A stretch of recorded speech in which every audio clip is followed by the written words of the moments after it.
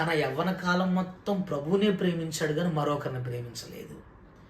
యవ్వన కాలంలో ఈ డెసిషన్ మనం చాలా స్ట్రాంగ్గా తీసుకోవాలి. మనం యేసు ప్రభువునే ప్రేమిస్తే మనల్ని ప్రేమించే వాళ్ళని మన భర్తగా వస్తారు, మనల్ని ప్రేమించే వాళ్ళు మనకు భార్యగా వస్తారు. రోజుకి 20-30 ఫోన్లు మాట్లాడతా భార్యాభర్తల గొడవలు. నేను అలా చెప్తున్నా అక్క, రోజుకి 20-30 ఫోన్లు మాట్లాడతా. ఏం గొడవలు తెలుసా? ఇవే అనుమానాలు, గొడవలు. నేను అంటాను అవి సరిచేసేవి కాదు అవి. ఎందుకంటే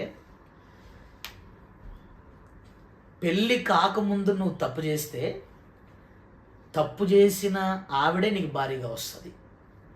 పెళ్ళి కాకముందు నువ్వు తప్పు చేస్తే తప్పు చేసినోడే నీకు భర్తగా వస్తుంది. ఏది విత్తితే వీళ్ళిద్దరు పెళ్లి చేసుకుంటున్నారు కాబట్టి అనుమానాలు ఎక్కువైపోతున్నాయి జనాలకి. ఎందుకంటే వాళ్ళ ఎక్స్పీరియన్స్ నేను చెప్పిన మీకు ముందే.